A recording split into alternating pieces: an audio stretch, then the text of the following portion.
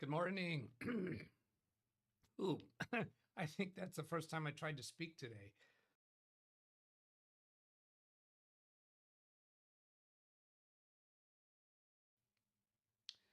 And it looks like my microphone is soft. So let's go do this.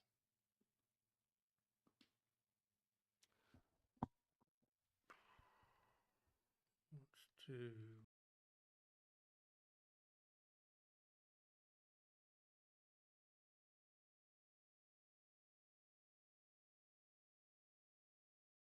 Okay, that brings it back. And I have audio confirmation. And I'll go do a, let's see, pause the video, come over here, pop out chat, and I'm going to get a speaker bot confirmation. And I'm doing this without a checklist. Still have not gone back to actual checklist, but I think I've got this narrowed down to where there's only a small number of things to do's. And I have not heard it. Checking. No problem there. Let's go over to monitor trace. That says 5 of 6. And platforms, YouTube account. That looks good. Yes, affirmative. Oh, there, finally. We saw that yesterday. It took a long time for that to come through. Well, that came through from Tim's, I guess, not from me. So SpeakerBot ignored me. I'm going to... No way. All right, that's working. All right, this jacket got these metal things on it. Are you hearing that when I put my arm down on the table? Listen.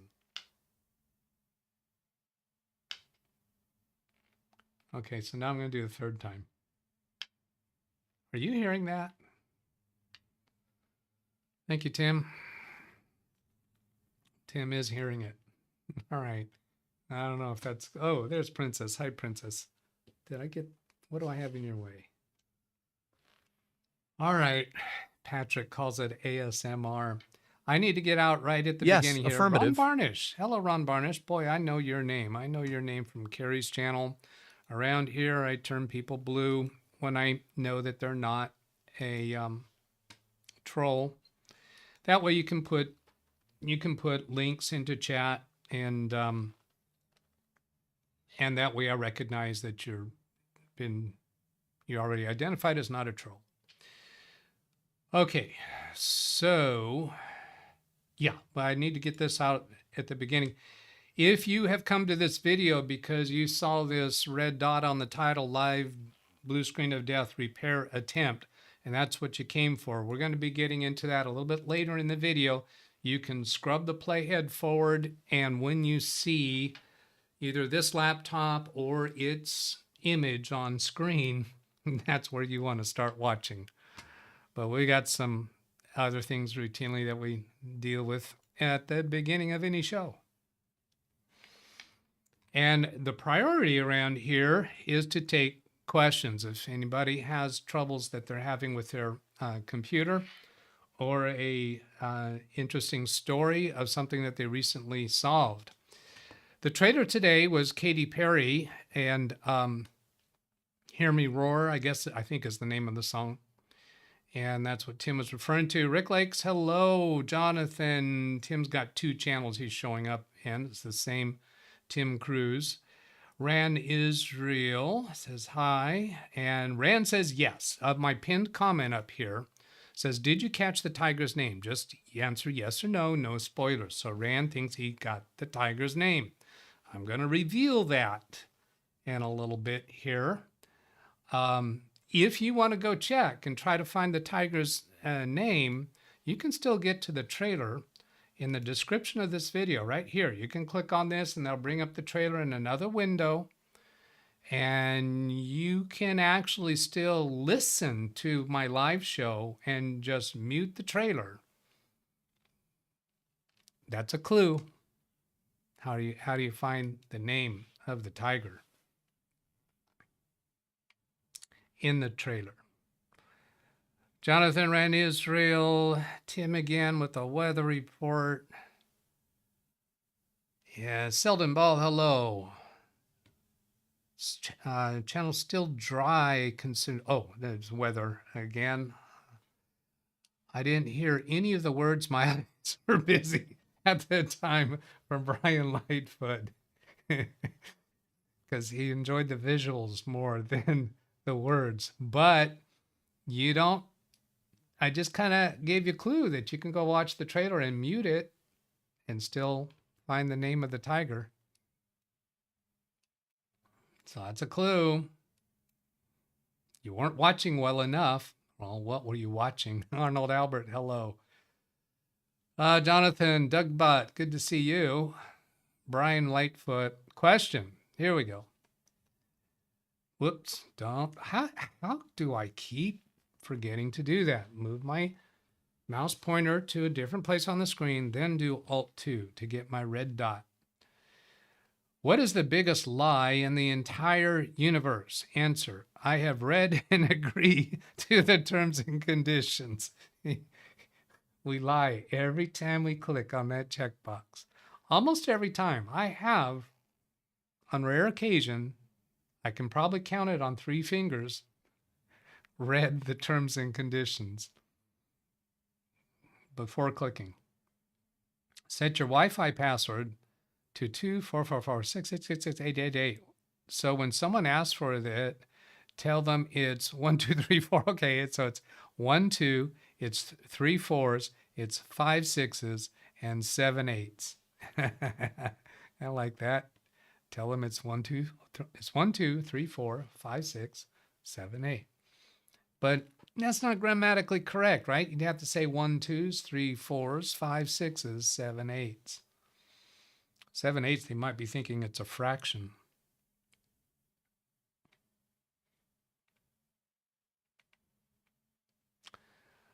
Phil Stodd, hello.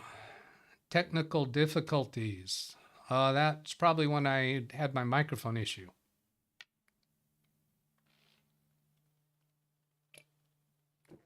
Dan the Man, Jeff Ryman, Lawn Dog.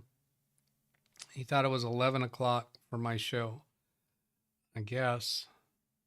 Did I say the time wrong? At the beginning of the show, did I say the time incorrectly?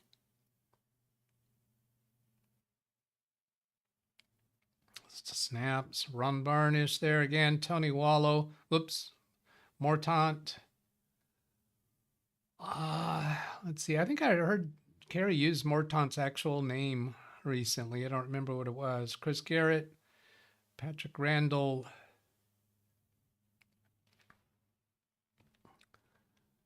My eyes are kind of bouncing around. So if I missed something that you said that I should have caught, maybe you put it in again or direct my attention to it with an exclamation mark C and then the time. The date and time windows pop up. Am I ready for this session today? Oh, I guess I can't, nor can I read the difference between the date and time in the Windows pop-up. I guess he's referring to something on his end about the time issue. And then sometimes it just, my scroll wheel just kind of jumps. Yeah. Is the tiger's name Tony? No. See, Patrick Randall here, I said just answer yes or no. No spoilers. And yeah, he spoiled it. It's Kitty Purdy.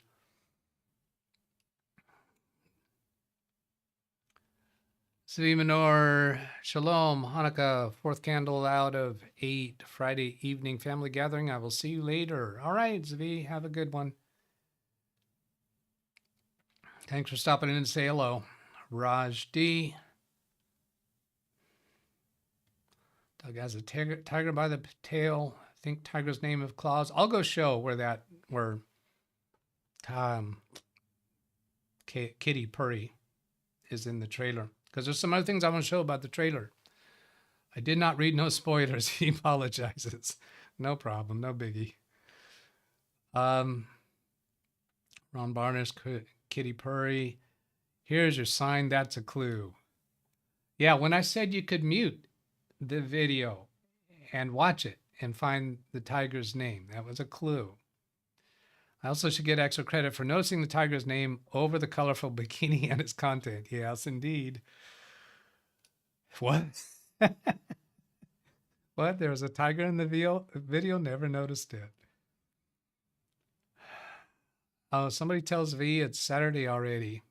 Yeah, he said Friday evening. He's in Israel. I'm going to push a button over here. What time is it in Israel? In Israel, it's 9:10 p.m. Yeah, so it's 9:10 p.m. Saturday, right? No, yeah, Saturday. They're not behind us, right? What day is it in Israel? Today is Saturday, December 28th, Oh. 2024 in Israel. Oh, it is Saturday. All right, in Israel it is Saturday. They are on the other side of the timeline, I guess, date line. I don't have geography real well in my head, so I didn't get that right. But that answers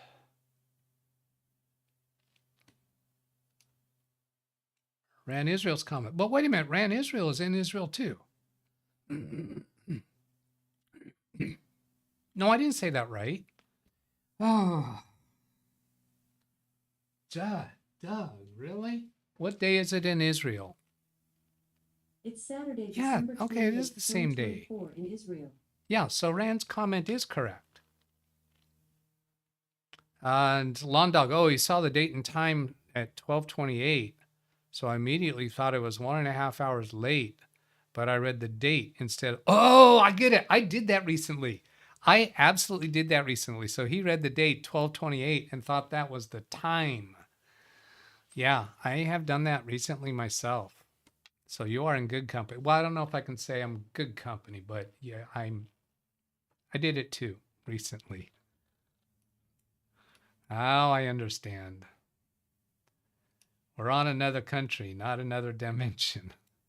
What day isn't it? Saturday here. Yeah, that was total Doug moment. Thank you for identifying that, Arnold. So I want to show a couple of things about the trailers around here. If you go into the description, you can click here to play the trailer, and I think I just showed you that, but I want to show you something else about it. So I'm going to click to that, and let's see. There, it is muted already. Oops, I didn't do that right. I'm going to do the back button to get back to the live stream. Oops, no, that's the trailer. Oh, it's playing the trailer again. What I wanted to do actually was right click and open a new tab so that I can keep the current video open in this tab. We do have the current video there. So now come over here. It's muted. So I'm going to scrub forward and show you where the tiger's name shows up. For those of you who are too distracted looking at other imagery, let's see. It's out here towards the end. Yeah, here we go. So I think it's coming up here momentarily. I'm gonna pause that because YouTube will do it copyright if you do more than 6 seconds, but I haven't muted, so I don't know if it'll do that visually. And then where does it show up? There are some funny bits in here. So it's totally worth going back when watching the full version. I think it must be back here a bit. Let's see, can I do, yeah, okay, so you can pull up on that. I'm going to demonstrate that better. If you take the playhead and hold down your mouse button and pull it up, then you can scrub back in more fine detail to find what you want to see. It's too far back.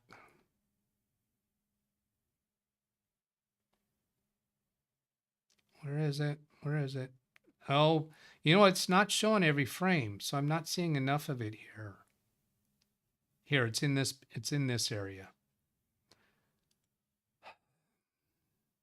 I told the people how they could skip forward to the blue screen of death troubleshooting, so Now I'm spending time on this. Now let's pause that. Let's maximize it. Here it comes. Here it comes. It's got to be coming up soon here. Ah, jeez, really? Okay, maybe it's back here earlier.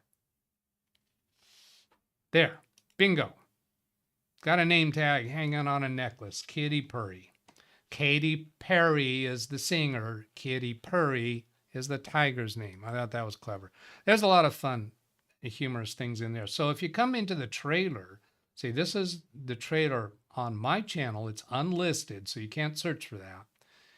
It's not offered to the public, but down here in the description, you'll always find a link to the original content. Sometimes there's more than one video that I use to make up these videos, but you can click on that, and that gets to the original video, 4.5 minutes long, on Katy Perry's channel.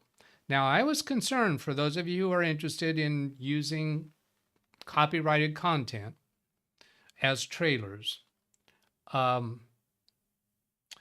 was concerned that since this one is on her channel, that this might have tighter restrictions for copyright, and that it might not even play on my channel as an unlisted trailer. So what I do is I'll record it through OBS, and then I'll upload it before doing any editing whatsoever. I'll upload it as an unlisted video on my channel, and that'll tell me whether there's any copyright issues, whether it'll play or not on my channel. And in this case, it said that I can't monetize it, but it will play. Read chat, please. So then I figured it was worth taking the time to edit it. And what I did on this one, I'll get to that in a moment. When I get into this one to do the editing, sometimes I cut out sections to make them fit within the 3 minutes. On this one, I didn't want to do that, so I did the fast forward gimmick. So it's all there, it's just fast forwarded. Now, another thing that I noticed about trailers that I had not noticed before is if I come back, if I hit my back button and go to the trailer and do my shift period key to speed up the video, or shift comma to slow it down, it does not. It did not. Now it's slowed. Earlier when I did it today, it would not slow down at all. It continued playing at the same speed. So I don't quite know what's up with that yet, because I was seeing the numbers show up here, but it wasn't actually speeding up or slowing down. Yeah, that's definitely speeding up. Well, that's a section that I sped up. No, this part here is not sped up, even though I asked for it, I don't think. All right, Doug, you get too wound up in these things. Get out of here. Have you covered everything that you want to there? Yes, I have. The read chat, please. I did notice it earlier, so I delayed a little bit longer coming to it. And Jim just letting us know he's late. He's probably watching in high-speed DVR mode. All right. Oh, I'm not going to see where I was at prior. John Aloy from Virginia. Cannot watch what has been shown. Do not know what you mean by that. Many different interpretations that might mean.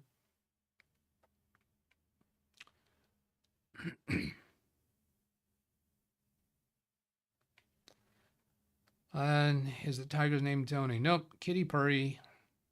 There's lots of good comedy in that. Yeah, I've already been there.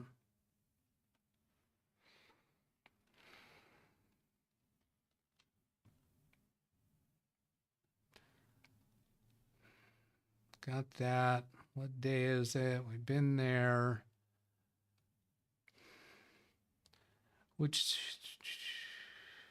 Doug, Lawn Dog, I've noticed sometimes you ask a question like this and I don't catch it because you got way too much stuff in there, but you start out with Doug. If you really want me to catch it, do an !C on the next line. Do I have need for a refresher course and overview about ISOs? I want to run a program that is currently on a CD. This is something like a data disk for pictures of PrintMaster Pro, which is an old program that's been updated for Windows 10, and you create postage cards. I'm familiar with the program. Another things and other things that of that nature. You can make your own labels with it. Want to run a program that's currently on a CD. Are you saying that it's a bootable program? Because you would only be concerned about an ISO if you want to be able to boot from the image. If it's just a program that's on a CD, something like a data disk. So no, I don't think you don't need to boot from it. So why do you care about an ISO? Another thing is that you can make your own labels. I don't understand what you're wanting to do. Anyways, the data part and the pictures are on a separate disk. The new computer doesn't have a CD DVD player. You can buy an external CD DVD player that connects to a USB port. So I don't think I finished earlier. If you have a question, be sure to ask it soon in chat rather than later. Wondering how to tackle this problem. I was thinking of converting CD to an Read ISO. chat, please. Maybe what it is that the program is on one CD and the data disk is on another CD. Is that what you're asking? Let's see what this one is. Martin Hogg. I recently had a broken laptop which could not detect a USB for clean install, but I burnt the ISO to a blank DVD, and this enabled me to install clean Windows 10 on the laptop. You can mount an ISO in Read File chat, Explorer. please. I got PrintMaster Pro, not Probe. The main program is installed, but PrintMaster Pro doesn't have any pictures to create content with, like Christmas cards. So he has that content on a CD. You can't put that content onto you can't even get it as an ISO until you have an operating CD player. So why not just plug a CD player in and use it from there? The Christmas cards and artwork on a separate disk, but you have the program already installed on the computer, the newer version. Got it. Now I'm up to speed with you, I think. The separate disk has something odd. It has an executable. It's not just playing data. It has an executable. But still, that wouldn't need an ISO. You should be able to just, if it's a straight executable, you should be able to copy that to a folder on your computer, or even mount it as a, well, you don't have an ISO image, so the topic of mounting it is irrelevant. The whole idea is for my wife not to have to hook up an external DVD player. I'd like to run that from a file on the machine. So yeah, you want to get that content onto the computer. I would be looking for technical information for that software in the past to see if they have documented correct method to copy that content to your computer. It might not have allowed it due to copy protection. So then you might not need some Read chat, please. some content that tells you how to get around that copy protection. And Israel, I don't understand just copying everything to a folder on the computer and running from there doesn't work. You'd have to tell that program where to find the content, and if they are copy protection issue that the program doesn't want you copying that to computer because they want you to run from the CD, that could be what the restriction is. If you're willing to use AI, it's very easy to create colorful pictures for your own Christmas cards. Right now, I copied the disk using cut and paste. I haven't proceeded with any other steps from there, from THERE. So that is the end of a sentence. It looks like he's intending to continue. I think he's saying he haven't proceeded with any other steps from that point. I am hoping that if I just do the executable, that everything will work. You got to go find out the executable that's on that data disk, find out what does that executable do? What's its intended purpose in life? And it might not work on the version of Windows that you're using currently.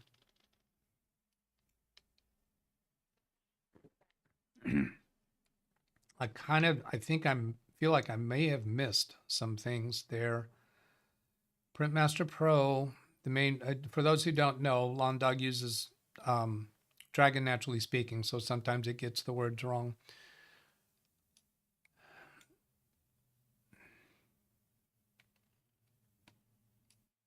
Yeah, the name of the program is PrintMaster Pro, but what is the name of the executable that's on the data disk, I think is what Wintermute wants to know. I don't think he's asking this. What is the name of the executable on the data disk? Amazon offered a download for a version of the program that is Windows 10 11 compatible. So that's what he put on. That's the program that he's got on there. Will it use that data CD? The actual original desk that my wife was using and has been using for many years was Windows 7 compatible and possibly Windows XP. Anyway, it's an ancient program. Yeah, I'd be doing some Google searches to find, I suspect that other people have already answered this question out there on the internet. And maybe, just maybe, Copilot will give us something. It was PrintMaster Pro.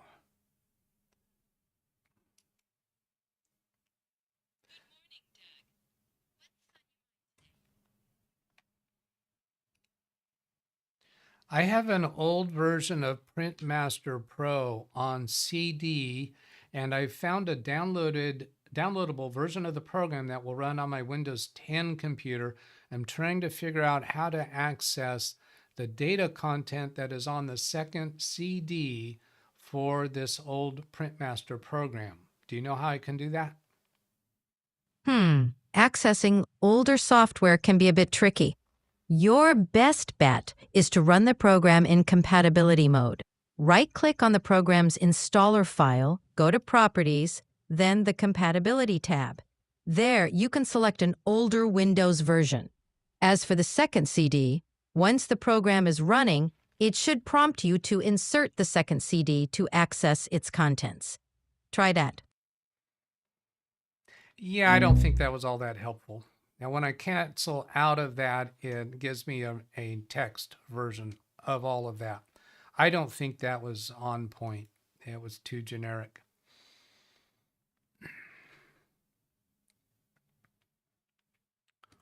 All right, so let's try a similar thing. I'll just copy all of that, Control C, and come over to a new Read chat, please. tab. Ran Israel asking, how large, megabytes or gigabytes, is each CD?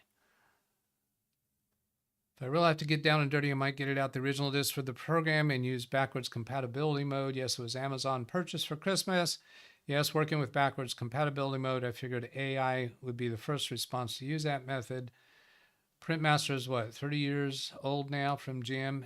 Yeah, I bet you could find current products that would do a much better job for her. Not that large, I don't know, 200 megabytes. There was nothing that gave me an issue.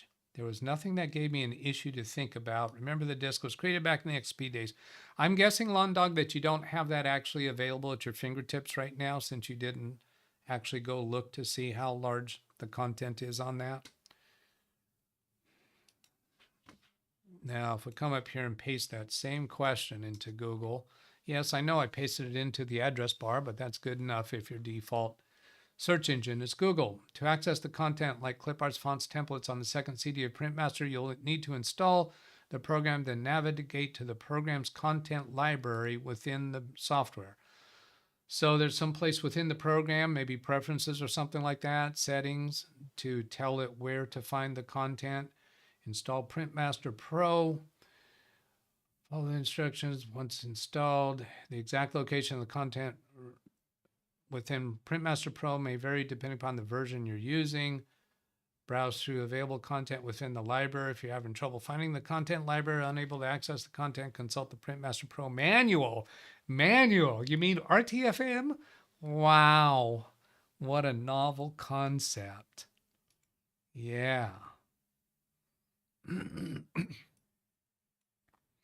What the problem, Ran Israel, as I understand it, is he's got a old version of PrintMaster. I'm not sure if the old version is PrintMaster or PrintMaster Pro. He said he purchased PrintMaster Pro downloadable. So he's installed the PrintMaster Pro current program on the computer.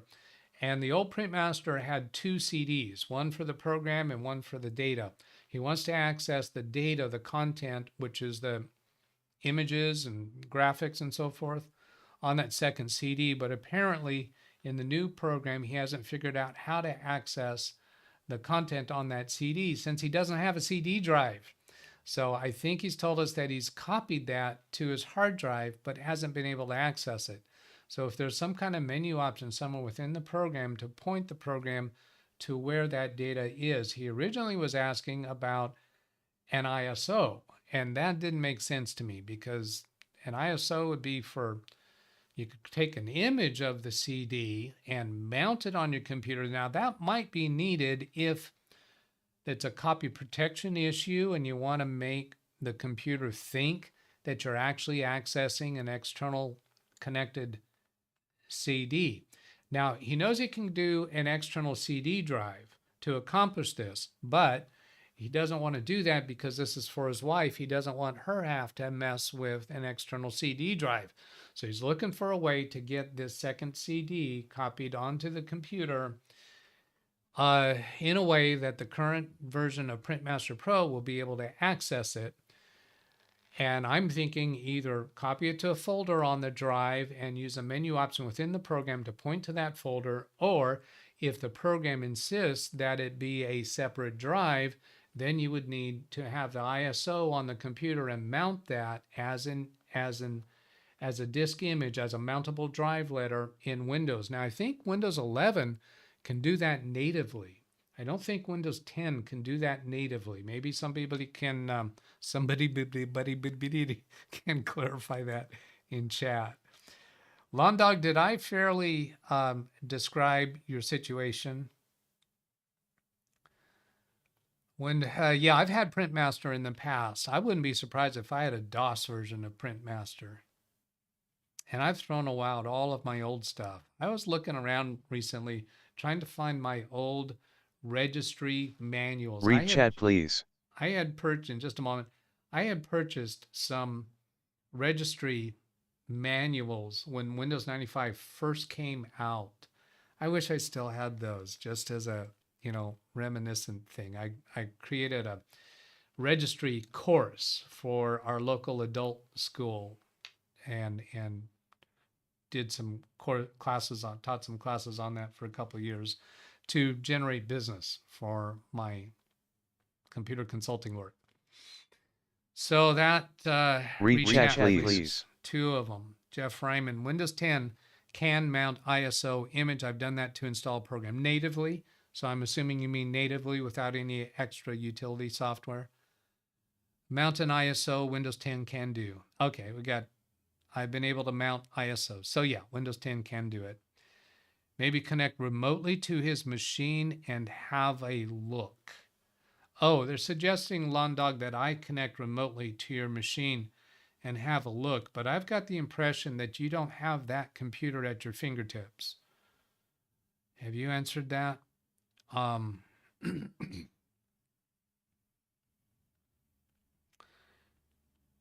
we do need to get onto this blue screen of death unless Londog wants to do the remote, because that would take priority if you want to. Thought about mounting the ISO, I got worried. So he hasn't even tried doing that. I don't want to wind up erasing everything on the computer. Nah, that's not a thing. You can mount an ISO, that's not gonna erase anything. That's a safe thing to do. I don't know why Tim is giving us a link to Rufus. Oh, because you make ISOs with it. No, well, wait a minute. Is that needed he's got a CD. Does he need Rufus to make an ISO? Maybe he does. I'm not sure about that.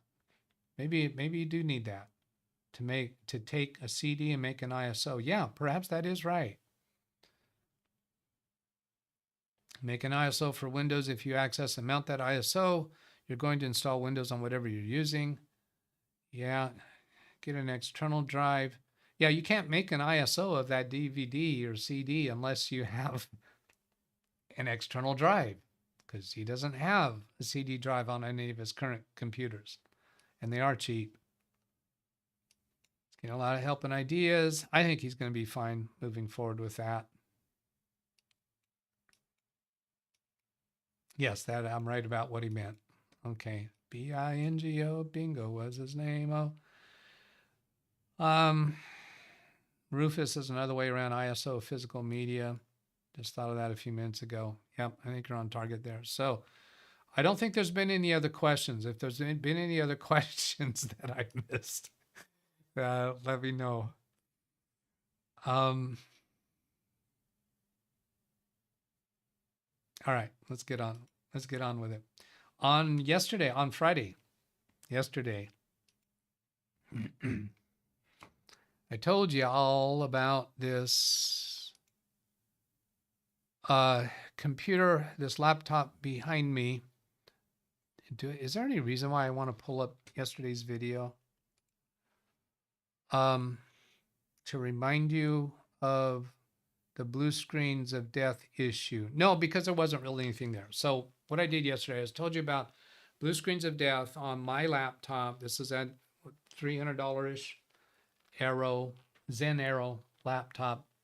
I've had probably at least half a dozen blue screens of death in the last month on it. Not enough that I really care about it. It's a secondary computer, so not a big deal, but it's an actual problem that's happening. So I uploaded the memory dumps of it into my Google Drive in yesterday's show. Wintermute very kindly downloaded it, and before the show ended yesterday, he had examined them and reported that one of them was reporting that it was most likely a memory problem, and the second one reported that it was likely a DirectX problem. So those two sounded familiar to me, that I think that's what the actual blue screen showed, which I didn't have a picture of it to show. And it caused me to think that it was a memory issue, because in my mind, a memory problem could, if it faults at a certain point in the computer's operating, could result in a DirectX symptom or error report.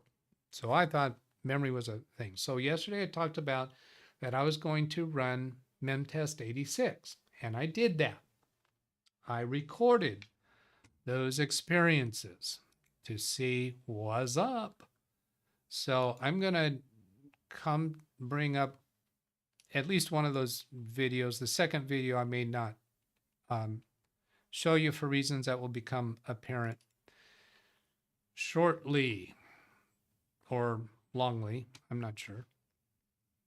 And I'm going to mute that and get back to my normal, let's see, mute that one.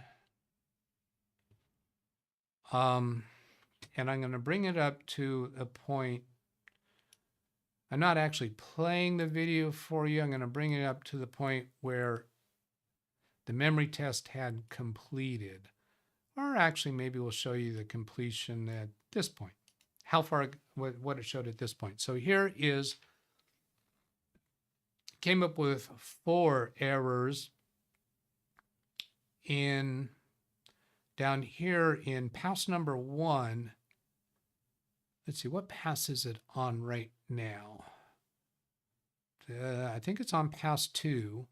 And is this 4 errors from pass number 2 or pass number 1? 4 ECC errors. I think that's from, I think these errors were reported in pass number 1.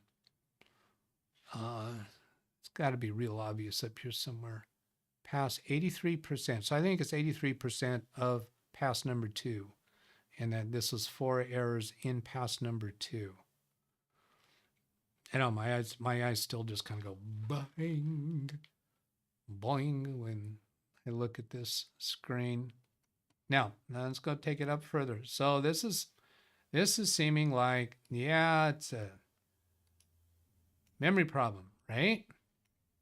But now, is it the memory defective or possibly reseating the memory might take care of it? I see Londog talking about removing the memory and cleaning the slot. So I'm going to show a little bit more about this. I'm dragging this playhead forward because I thought, and it's still showing me the same thing. I've dragged it all the way out here and it's still showing me the same thing. Wonder if I click play here, will it? Yeah, okay, there. There is more. So it wasn't updating the image. I want to get, the point is that there's more errors. I had questioned whether I should stop it at that point or let it continue running, and I chose to let it continue running. I'm trying to get back here so that you can see what's underneath of that.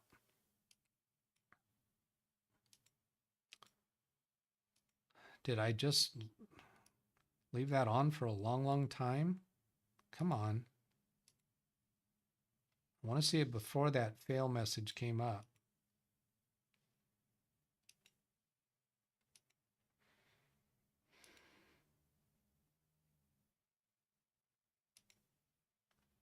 There's no way it finished that in 5 minutes and 53 seconds. This is just not updating properly. All right. Anyway, you can see that there's multiples in there. So then, hang on a moment. What do you think Doug does next? Am I really going to give you enough time to speculate? What does Doug do next? Because I was doing other things during my day, I ran it again. And let's come over to the live screen, my capture device, because my capture device is still connected. The screen is still up from yesterday. So here is the live screen right now. And it came up with different results. That is a completed, finished test there. And you can see test 4, and you can see an address number of 4C0 right under that fail window, 4C0. And I actually had not specifically looked at these yet, but if I come to the recording, is 4C0 actually show in here? Because I think what happened is we get errors at different memory locations, which improves my suspicion that reseating it could solve the issue. Now I'm going to open that video again and see if I get something different this time. So here's the beginning of the test. The test is actually running. We're on pass 1 of 4. So here in pass 1 of 4 is the first time these came up. These came up in the first 5.5 minutes. So it's pretty quick to see the results. The first one that came up is 4340. Now if I go to the capture device, yeah, I don't think I'm going to be, when I escape out of that fail message, I think it goes on to another report screen. I've got the mouse plugged in. Oh, this is a mouse doesn't respond in there. So I'm going to press any key. So the space bar. And then press any key to continue. I want to see. Oh, I know what I'll do to show this. I know what I'll do. I got this because I recorded the second one also, right? So here, I'm going to take a cell phone picture of those first 4 items because I'm suspecting they're all different. I haven't verified that yet. This is the live part of this troubleshooting or diagnosis.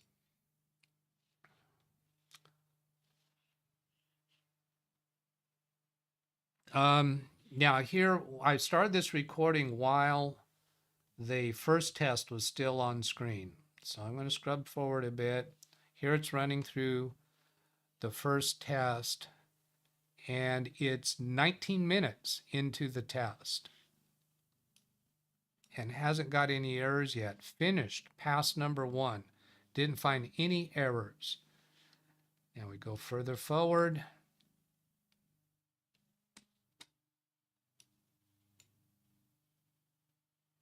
And then here's a first error at address 6,000, and that was not one of the addresses that was in that first photo. Just confirm that. So the point is, there's errors on both of the tests, but they are at different addresses. And I haven't looked to see if any of them are replications. Looking right now, none of those were on that first photo. Makes me feel rather optimistic that removing and reinstalling the memory might solve the issue.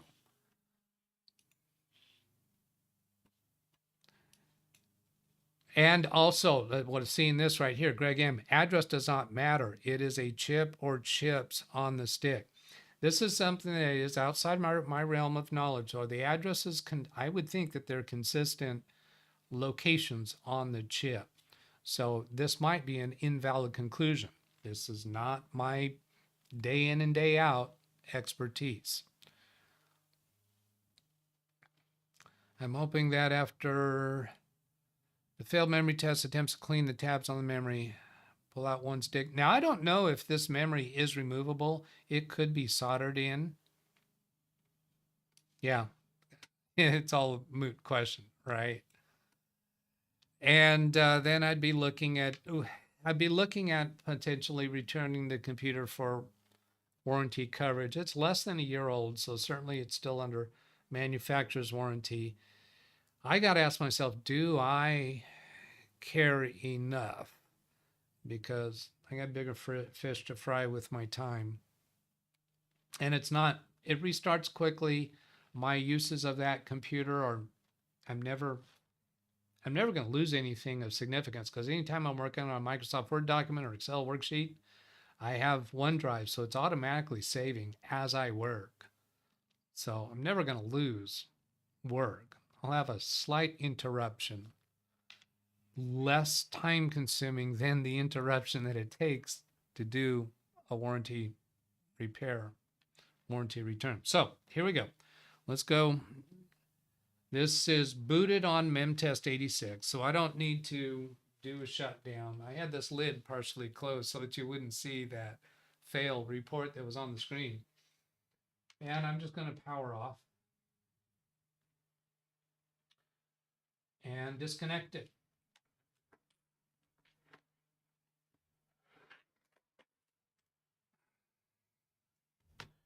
Bring it over here to what's now going to serve as the workbench. Put the mouse and keyboard away. Now, I've told you before that, particularly with clients' computers and with major manufacturers, I routinely look up the manuals for disassembly. I have not even checked to see if that's available on this computer for two reasons. One, because I knew when I previously had looked at the bottom of this computer that it looked like it was going to be an easy disassembly. But now this chuckle that I just did is because I haven't looked at this for some time, and I find that it's even easier. This is such a nothing burger. I think it's this button. Yeah. And I think I showed this to you before. Let's turn this around so it's right side up to you. Actually, though, that's not RAM memory, is it? No, that's for the NVMe. So when I chuckled, I didn't even read yet what it said.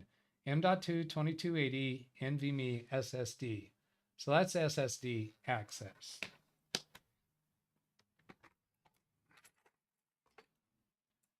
I'll start with opening that just because I can. Hey, Doug, just because you can do a thing, does that mean you should? Well, no. I'm going to use my magnetic pad. My magnetic pad is kind of busy right now. Those are all, I don't really care about any of those locations anymore, because those are all leftover screws. What, Doug? You put things together and have leftover screws? That doesn't sound like good practice.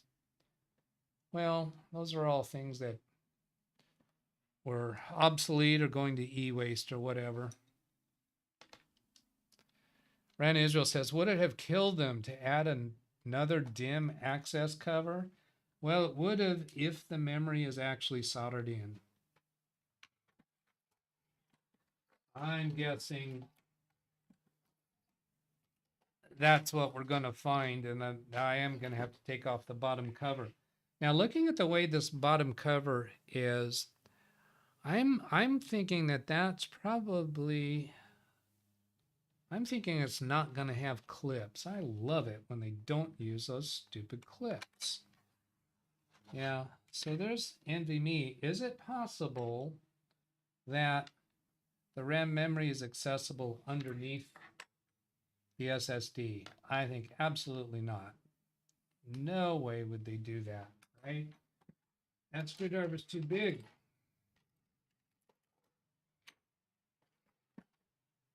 So, smaller screwdriver. Oh, that one's too big. It's definitely a Phillips.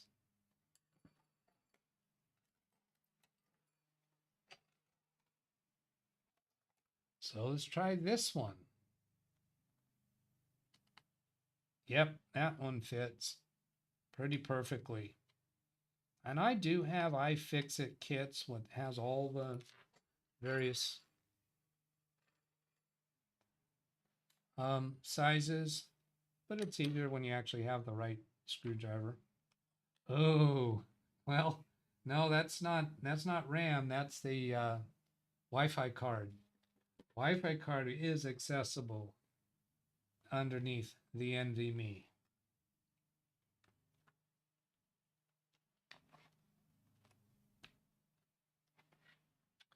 All right, I'll put that back in. This screwdriver is not magnetic.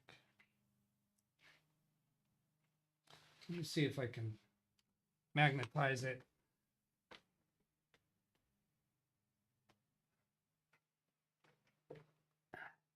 Here's a magnet that I use for magnetizing.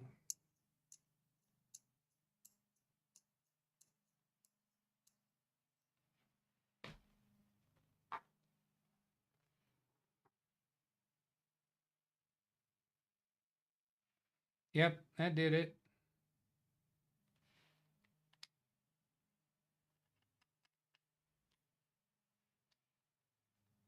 I told you recently about my grandson ordering, or having me order, really strong magnets. There were 2 of them. They were so strong that he actually injured his fingers when the 2 magnets came together with his finger between them. It hurt a lot. He curled up in a fetal position on my couch. And what I was describing to you that day about him wanting to pick up lead shavings. I just used the wrong word. You know, I use the wrong word a lot.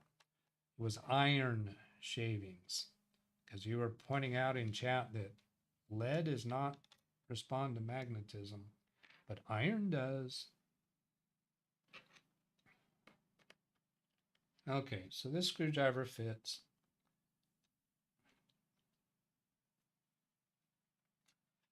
For anybody who might be wondering, I am not attracted at all to electric screwdrivers and working on these. That's interesting. There was a screw missing. I just removed this one. There's no screw in that hole. Ooh, this screw was not all the way in. Did I already start unscrewing it? Let's see, I'm going to put these to represent where they came out. Sometimes screws are different sizes. So this is my habit. Store them in a way that you can put them into the correct or the same holes that they came out of. Now that one had some Loctite, a little green strip of some kind of Now that camera doesn't autofocus because it I have it on a fixed focus. All right, Brian, I saw that. He says, uh-oh, Doug is missing a screw. Could have also used the phrasing that Doug has a screw loose. Yeah, now that one was a different size. So there, we've seen my point. Let's see if I can show it to you this way.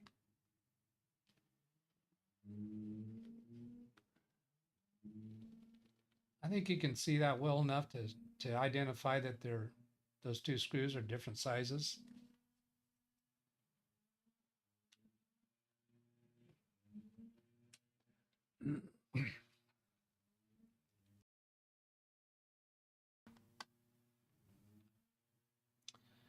Greg M, they use blue Loctite on screws. It's not been on all of these screws though. Now these two have red, a little red strip, not blue. Or wait a minute, where's that one that was blue? Oh, it's not all the way around, it's a dot. For both the blue color and the red color, they're just putting a dot. Do they all have? No, they don't all have a red dot. That's curious. What's up with that?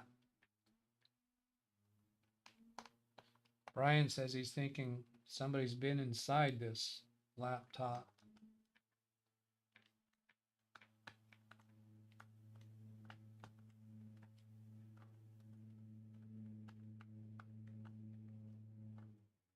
That screw doesn't want to come out magnetically. Maybe my magnetic charge is a little weak.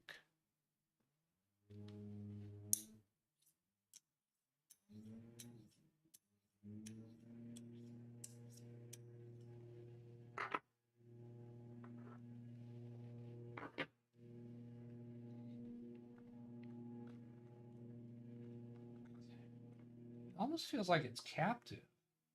No.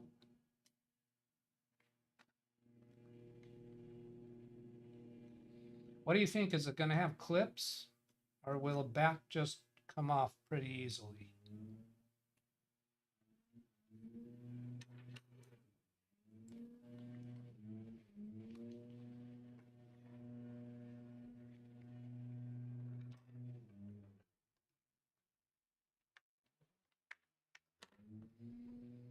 All right, I'll get a spudger.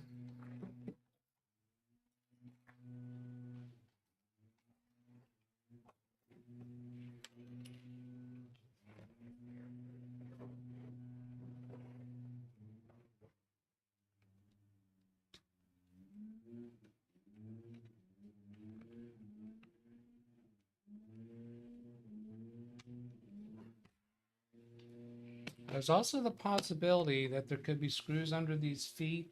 I'm really inclined to think not, because there's so many screws so close, but we've seen that before.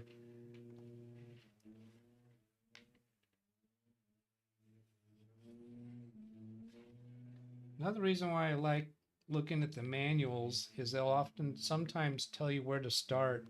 Now the spudger just slipped into this side right here. So then do a little pry and I'm hearing clips unsnap. With that spudger there, I'll take another one. Except that one just fell out. Put it back in here.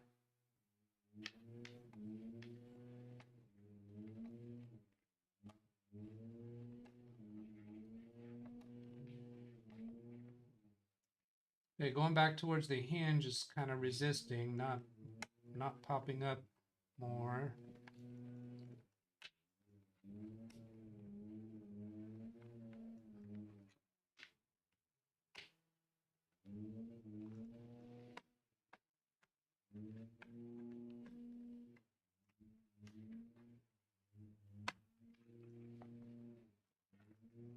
Got fingers underneath, sliding my fingers across.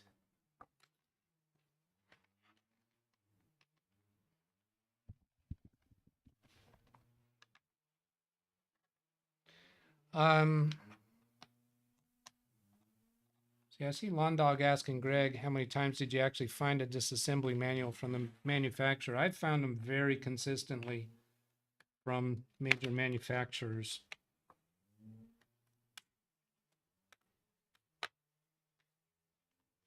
Yeah, it seems to me less promising that they'll be available for these off-brand manufacturers.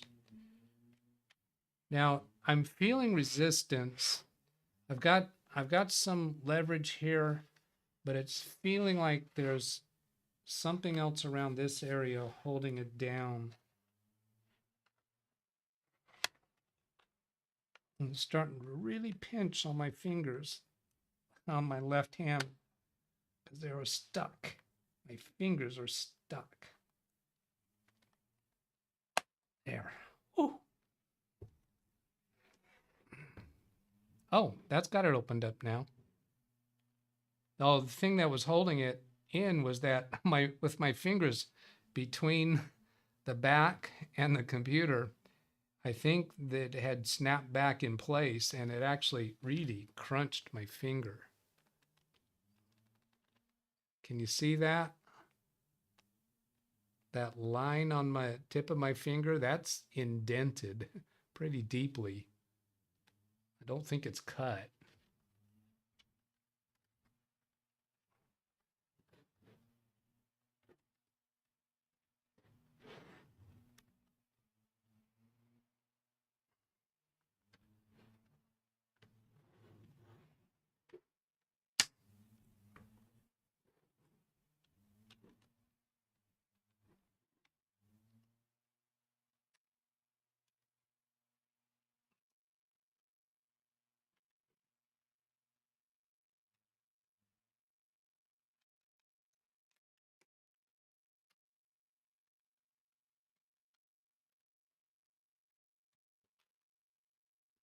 All right, so the front and the sides are completely free.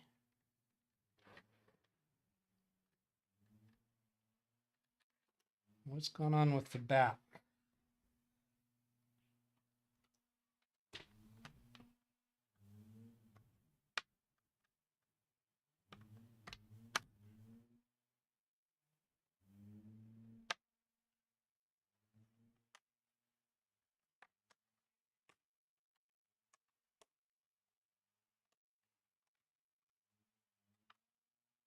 Oh, all right, it's freed up all around, but this part right here is holding down. So maybe those screws do. Yeah, seems like they are going into something else underneath that's holding the back on. I didn't think they were. I thought they were just screwing into this plastic cover. But now that I have one of them out, I see that it is long enough that it may be actually, yeah, absolutely, it was connected.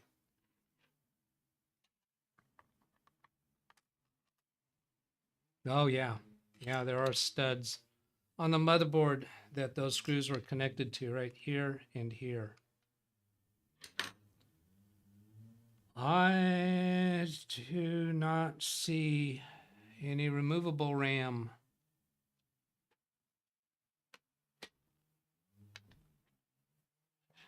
More specifically, I do not see any RAM.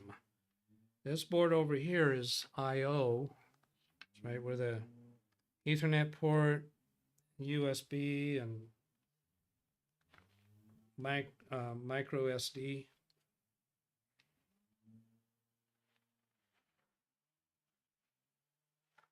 Let's turn this. Which way do you see it from?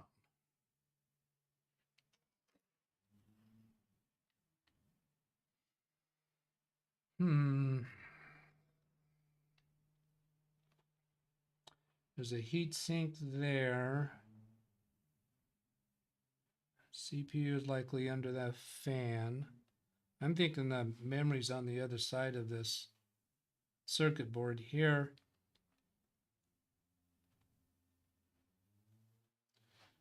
Which is going to involve removing the heat sink And I think that's clearly more than I want to do with this. I'd rather just send it back. The memory could not be out here anywhere because the motherboard is just this space. The memory has to be connected to the motherboard somewhere. I don't see anything there that looks like it could be memory. I'm going to change this camera to do autofocus, and then let's see, where's my best way to do that? Yeah, let's try this.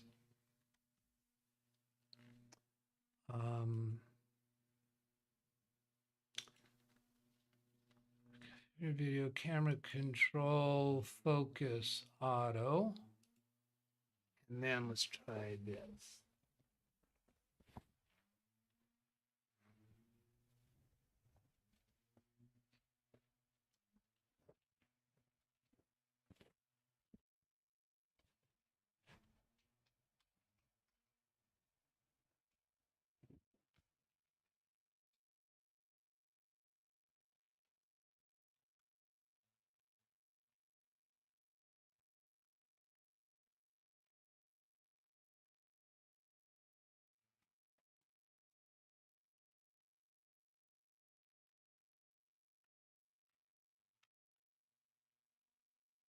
I'm not impressed with that autofocus.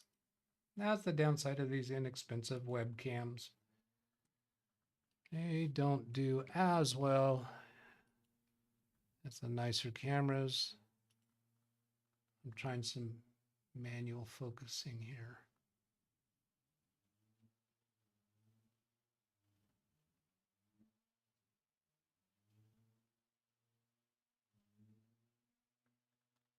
I don't know. I don't think that's doing much. I see it making changes.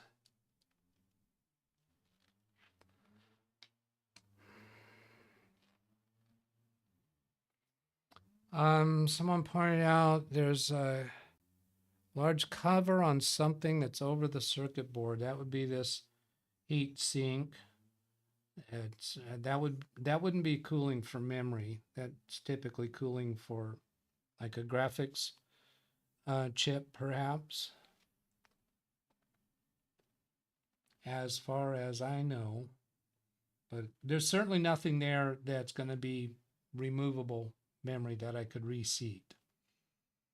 Yeah, and I'm not going to disassemble this further because that just gets too messy. Okay. Well, let's see. Before I change that camera, I'll see what's going on over here in chat. Other side of motherboard. Yeah, I think it's on the other side. Check the opposite side. We see something black. The opposite side. You can't see the opposite side.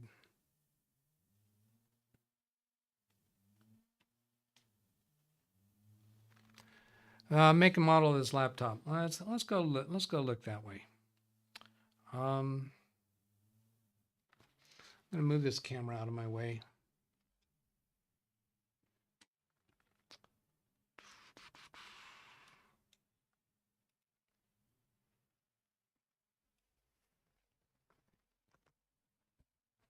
Read chat please.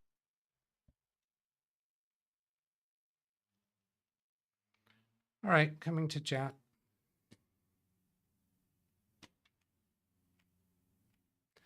And Israel, we mean the big black cover next to the CPU fan.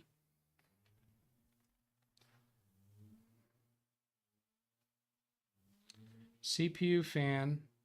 You saying this big black cover? I don't see any way the memory could be there because the whole motherboard's here. There's no circuitry over here. That I think is that the back of the touchpad?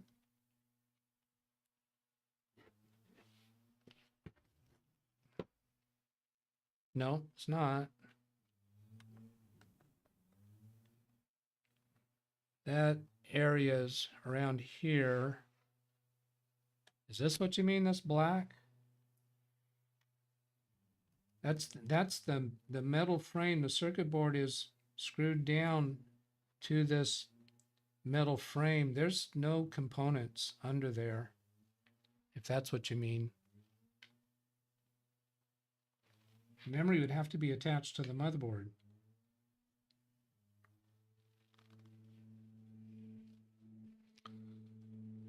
All right.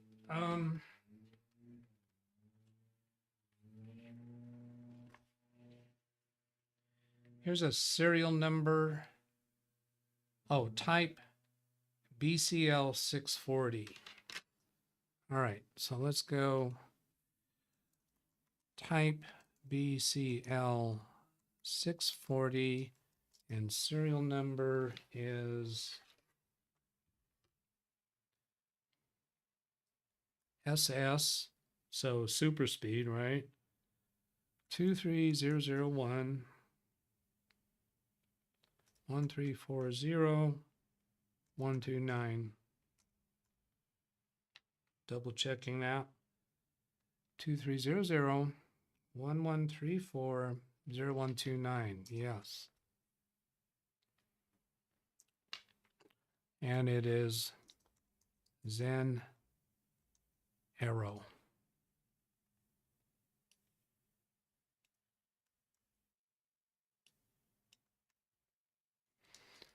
So I'm going to try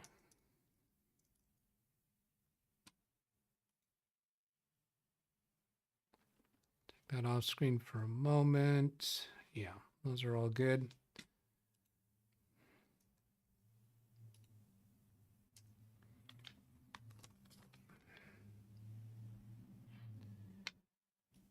Serial number might be too much to be asking for. BCL 640 manual. Not many matches. All right, so go to Zen Arrow support. Yeah, we're on the support page. I can connect to them, ask them a question.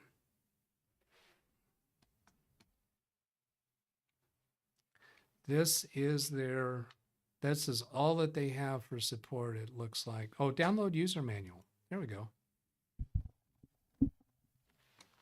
Looking for a download occurring. Looks like I've got to tell it which one I have. And of course, it's none of those.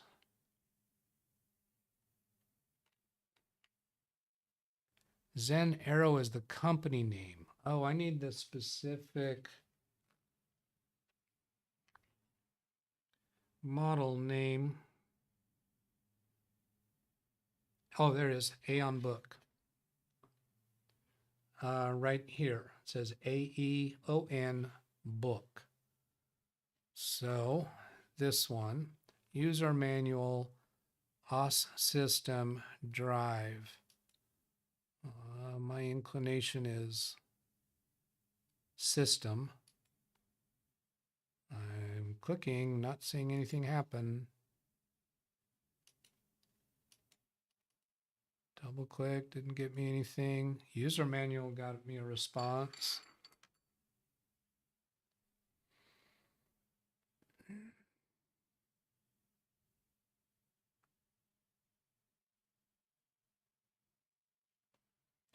So you did that in a new tab. Good. It's one page.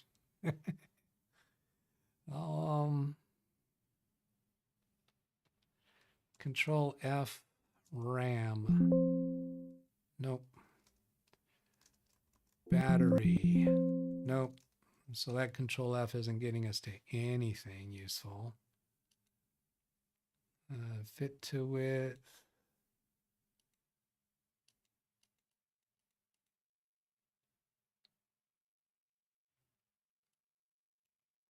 Yeah, this is all user stuff.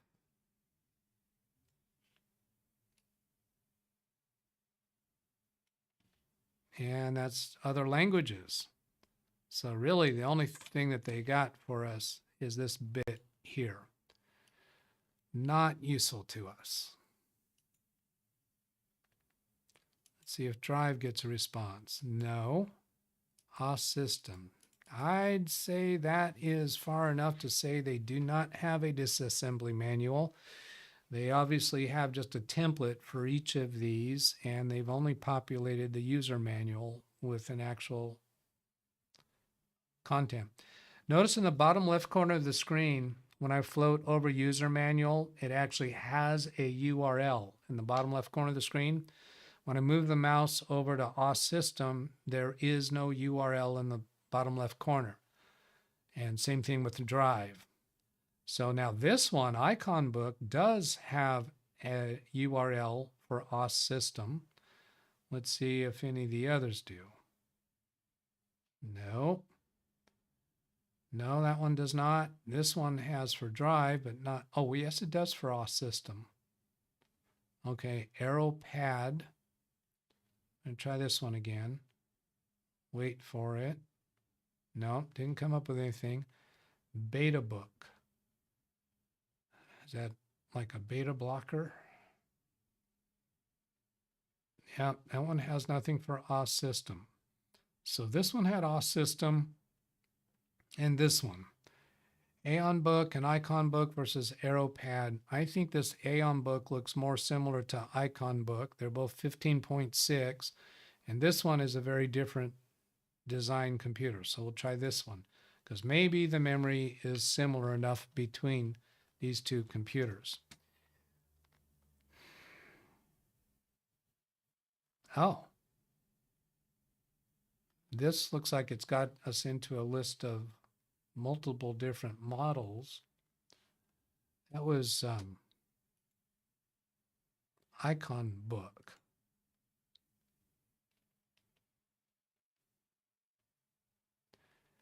This one is 3 files: ArrowPad, Beta Book, Hulk Book, Revi Book, Vito, ZenArrow JP. Japanese, probably.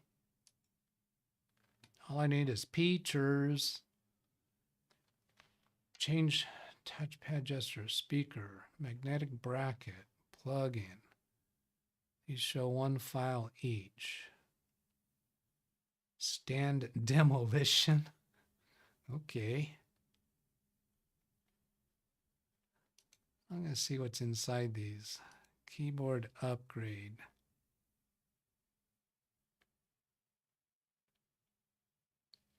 Yeah, not helpful.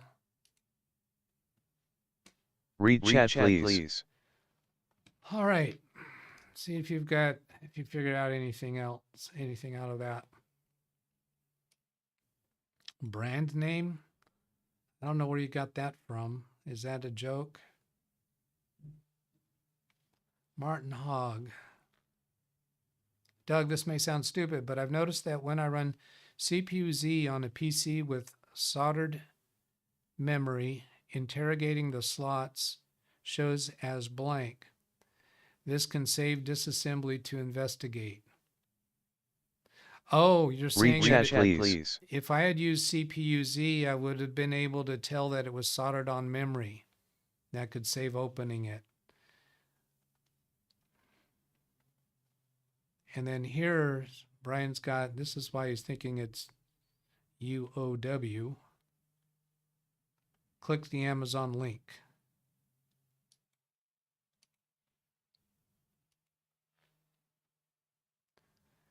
Intel Core, NVMe, brand. Why do you think that is the computer I have? It might be the same manufacturing plant to where it is the same computer and they might have a manual listed. This computer on the screen there, I've got it upside down for you right now, but you see it says ZenArrow, whereas this one is UOWAMOU, KEYMOUSE. So it's similar enough that if they have a manual for that it could get us there. That's not the one that I ordered. I'm going to see if I can bring that up. And I would expect that in these inexpensive computers, they're not actually manufacturing them themselves. Here's the one that I ordered, Aeon Book and ZenArrow. So that may be helpful in the sense that, is there a manual available through there? But I'd say that the brand name, that even if they're buying these from the same manufacturer, where they're doing the physical manufacturing, and then they put their own brand name on the screen. So the brand name of this computer is not this, but it could be identically the same computer.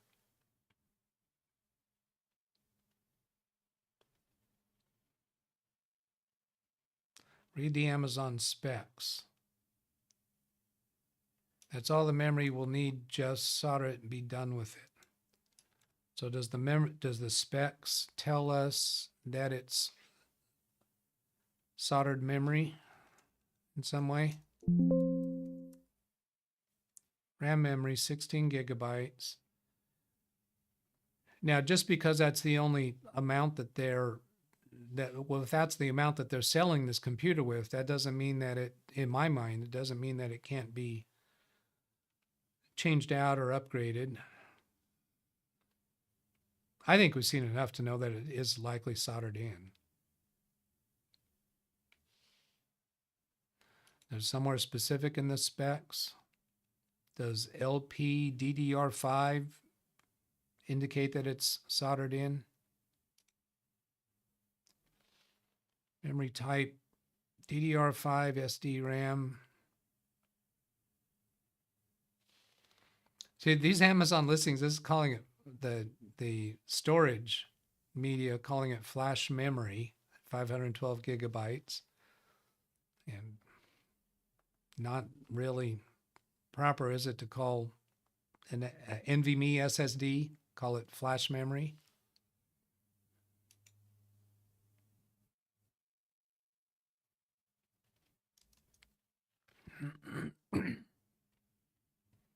Same model name. Oh, does it say BCL 640?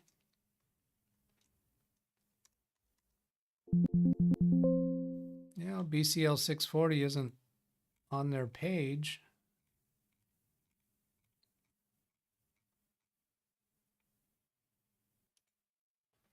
At least not with Control F, BCL 640.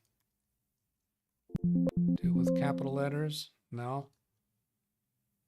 Where do you see Read that it's chat, the please. same model name? Click on my Amazon link. It says BCL 640.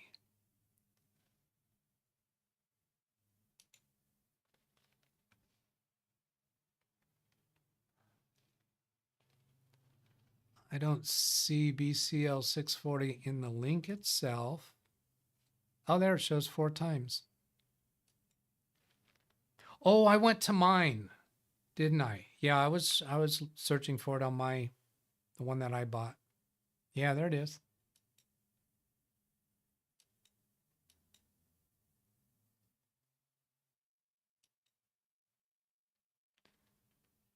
Did anyone answer this? LPD.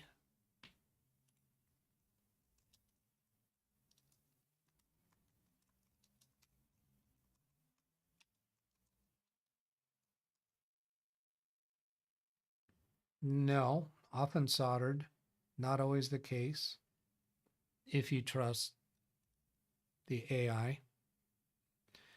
The AI answers are suggestions, not necessarily authoritative. Yeah, so I'm not going to be able to get anything more there.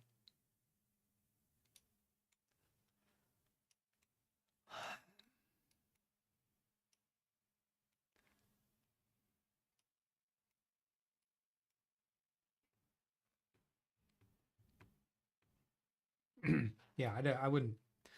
I've very rarely upgraded memory on computers. I did do it some on Windows 10 computers, since Windows 10 kind of got slower and slower with 8 gigabytes of RAM.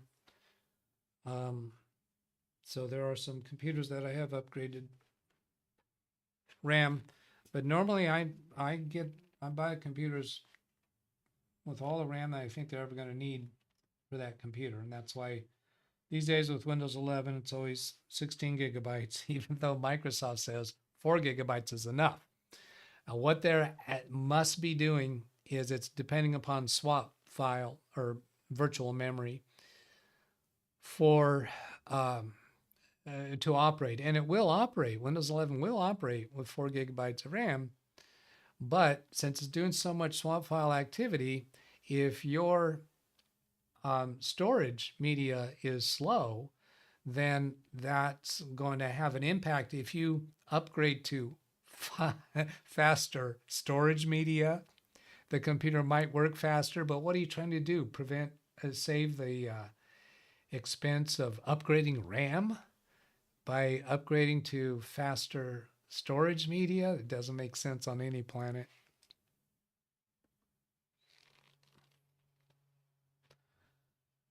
All right, so I'm going to put this back together, not with all the screws, and then we'll go try CPU-Z. Let's see, there's the hinges on the back side, and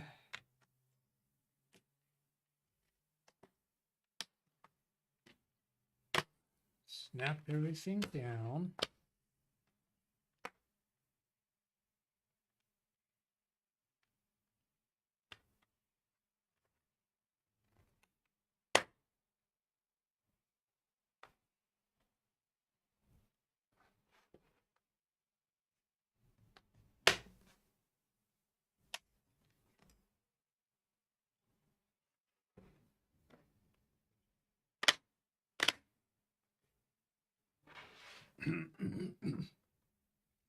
There are 5 screw holes along the back, and the screw that was missing was on that string of 5. So I'll turn the computer around this way.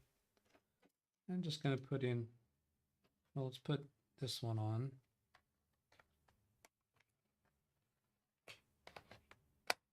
That snaps into place. I'm not going to do a screw for that.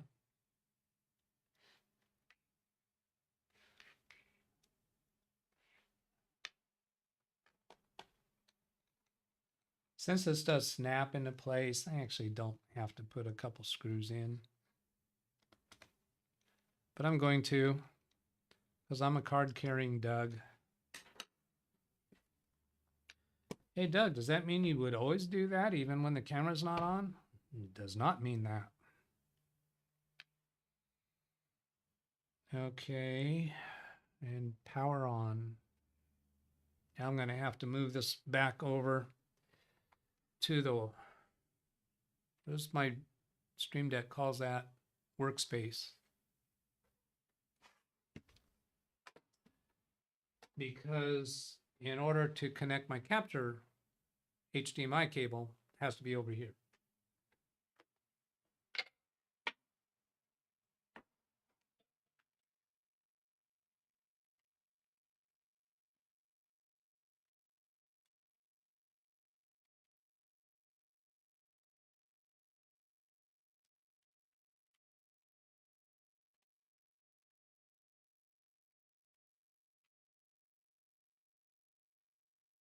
And here it comes.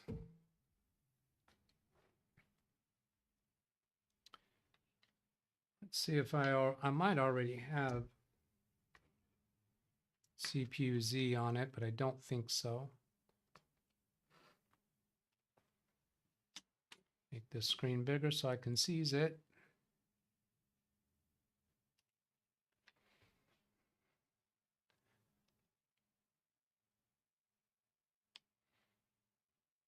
SW setup is a folder that I typically use.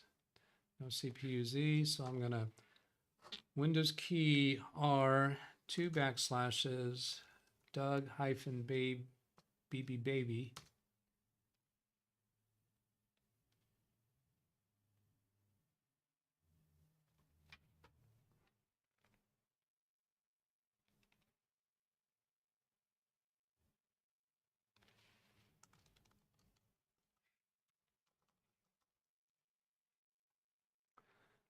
Now I'm looking at the SW setup folder on Big Beast Baby, and we wanted CPU-Z. That's going to be in DougBetts Tools. CPU-Z 2.09. And let's take that whole, right click there, copy, bring up a new tab in File Explorer, go to the C drive, SW setup, right click, paste.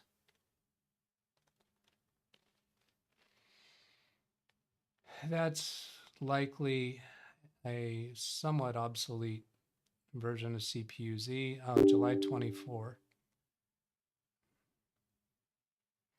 That's be close enough.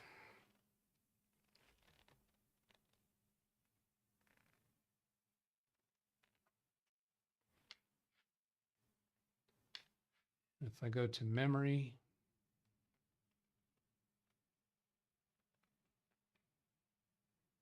I don't know, where did he say we look for? Motherboard? Check for updates, close, wait. I want to do an update right Read now. chat, please. You're probably telling me where to look for this, aren't you? SPD, the SPD tab. Okay, slot 1. 4 gigabytes. This computer has 16 gigabytes. So does it have, it thinks it has 4 slots? 4 gigabytes in each of 4 slots? Is that what you said that you were doing? Go back to who was doing CPU-Z, who made the comment about that. Martin, I've noticed when I run CPU-Z on a PC with soldered member, interrogating the slots shows as blank. This can save disassembly. Well, this is looking like that's not the case, isn't it? Or not the case always. It might be that that's the case sometimes, but maybe not always. Why did I lose the signal? Oh, it just blue screened. It just had a blue screen. That's curious.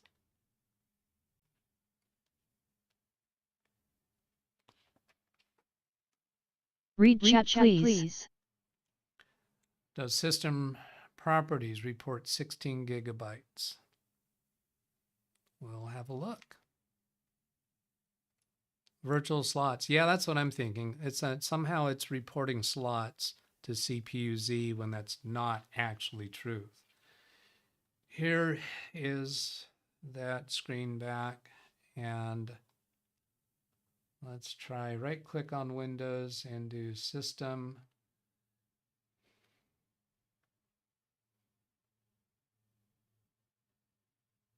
$16 gigabytes.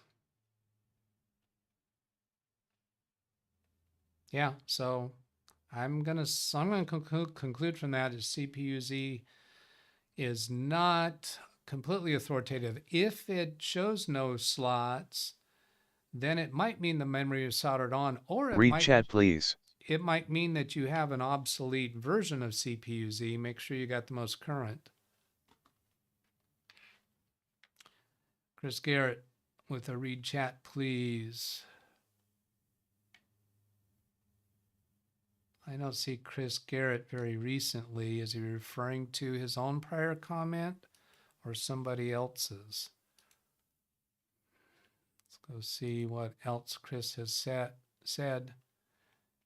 No, let's see. Oh, Mondog look up Rogue Kills Unstoppable Copier. No, I don't think that's what he's telling me to check. What do you see? If you're trying to guide me to somebody else's chat, you could put in the timestamp, the time code, or you can put in their name of what you want me to look at. Why is it not showing? Why is what not showing?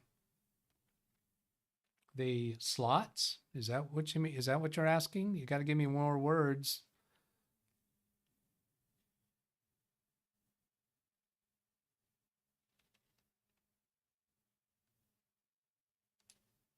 Latest version of CPU-Z. Yeah. Now, actually, I haven't. Well, it's reporting slots for me, so I don't see that I care about more recent version. My message, it showed in my chat.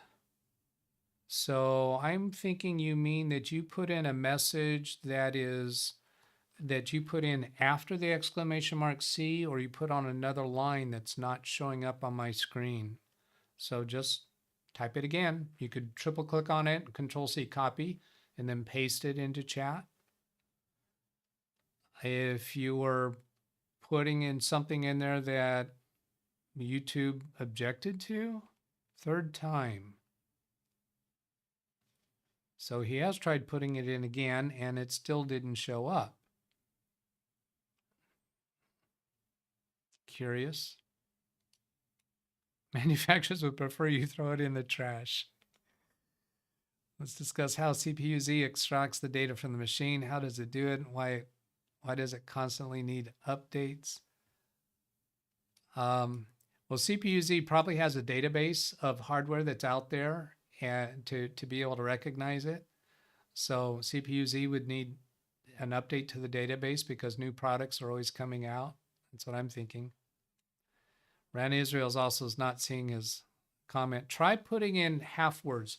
Put in half the words and then send that, and then put in the second half of the words. And if neither of those still work, then cut that down. Just put in the first 3 words of whatever you're trying to say. So that's troubleshooting it. Yeah, there's a profanity filter, I think, that I have turned on. Yep, that's it, Doug. And they don't absolutely every manufacturer for every machine created. Yeah.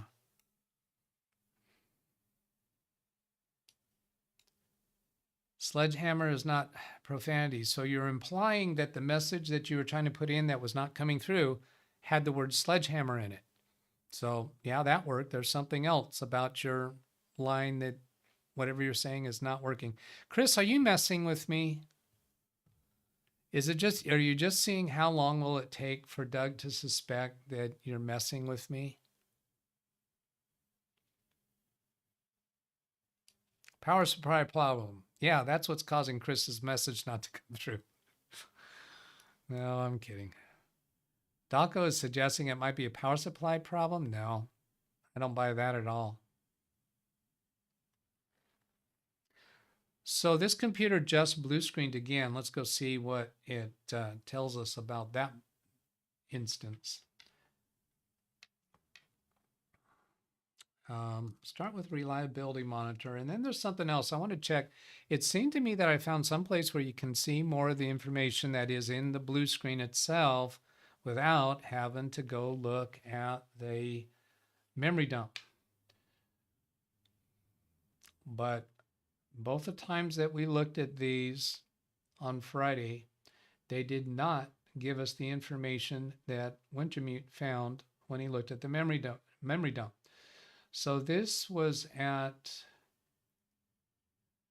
yeah, this time today, 12:32 p.m. So I want to try Event Viewer. Read chat, please. 12:32. I see that, Ran. Get to your comment in a moment. I remember finding a way within Windows that let me see more rather than downloading some other product. So 12:32. There's a couple of warnings. I'm going to go down one page worth at a time. We're still seeing 12:32. Those are warnings. There's an exclamation mark.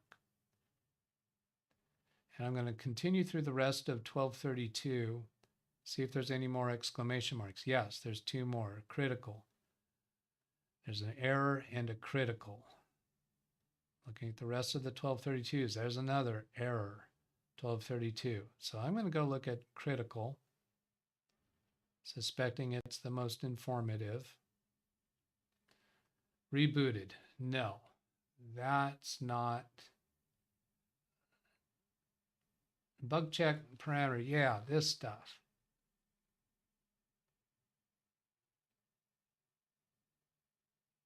No, nothing there helpful. Let's get to the first one at 12:32. There is, Okay, there's a gap from 12:30 to 12:32. So these warning messages, is there something useful there?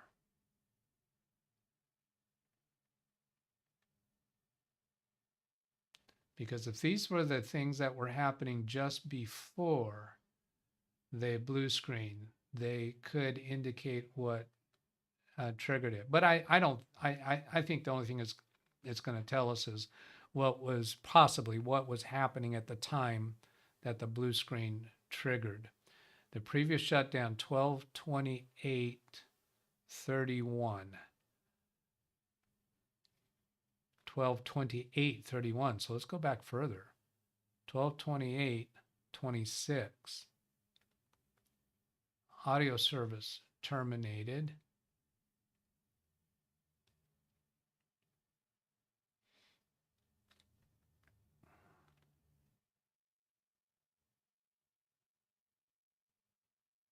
Yeah, no, we're not getting anything there. But I think we've reasonably concluded, because of MemTest 86, that there is a memory-related problem. Charlie B is a member. It has 12 gigabytes LPD DDR5 memory. It's soldered to the motherboard. Where do you get that from, Charlie? Because everything I've seen says this computer has 16 gigabytes. Are you implying that it has 12 gigabytes soldered and then another 4 gigabyte in a socket? Where are you getting that from?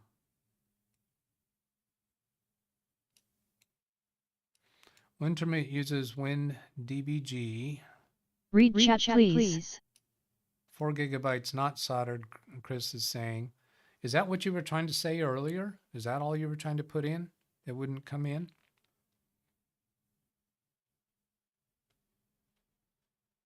No, it wasn't.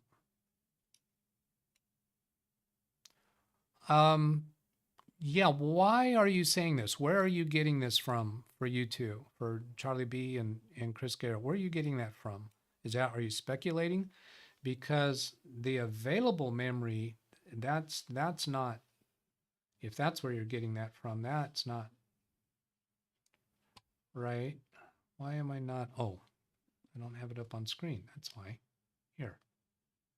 Because if you were saying how much memory is available, that's because of graphics.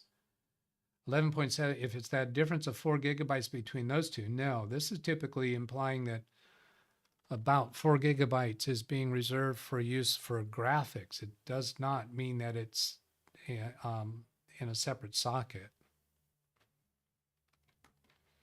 And Chris saying he's just guessing. Yeah, so no, I don't think you're right on that.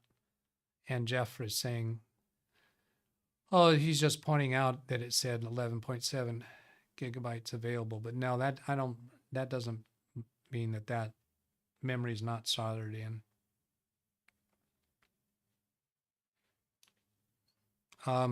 Charlie B, did you find something else telling us that? And even if you did, that still doesn't change my path to resolving this. The only thing I'd be doing is sending the computer back for a warranty replacement, which is probably not going to be that big of a deal to do. But mainly in regards to the title of today's episode of BSOD repair attempt, what I was hoping was that I would be able to remove the memory and reseat it, because sometimes that'll work.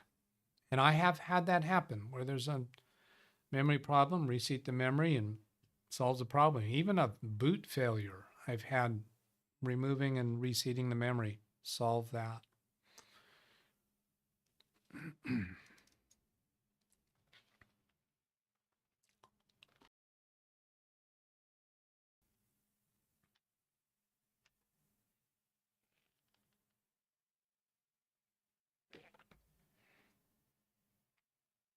All right. Well, I've got 15 minutes left.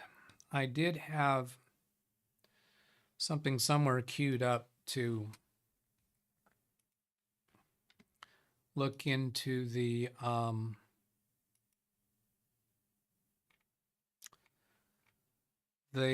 memory dump diagnosis. Wintermute put in a comment what the tool was that he was using, and I looked that up since then and thought I might go show that. And at this point, I'm not feeling it because I'm close to the end of the show. I'm going to go look and see if Carrie has scheduled a show. He did not have a show scheduled when I last checked before show time. And that is still the truth of the matter. So what I'm going to do is I'll put in a redirect. I already have a redirect to Ken Stout's show this evening. He has a premiere scheduled to start, I think, at 3 or 4 a.m. Pacific time. I think it's starting 7 a.m. his time, so that'd be 4 a.m. Pacific time. That's a somehow, oh, that's a replay of last year's 12-hour New Year's Eve show. But his show this evening is before that. I don't need to save that because it was already in there. All this activity looked like a lot of new stuff coming in from chat. That's just this screen trying to catch up with chat.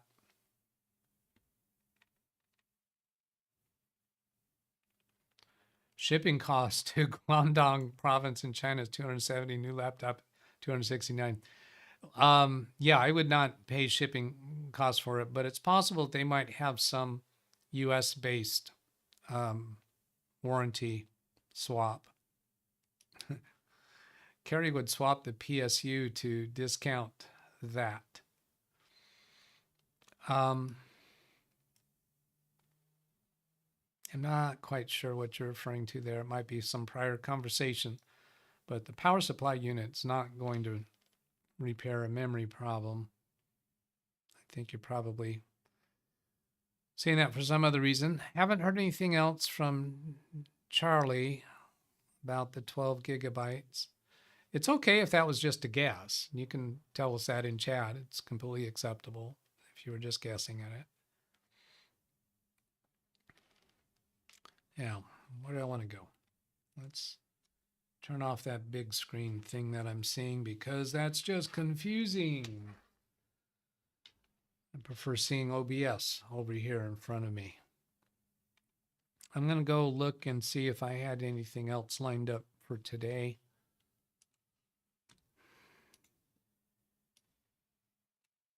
If there's anything we talked about earlier that you want me to get back to, go ahead and put that into chat.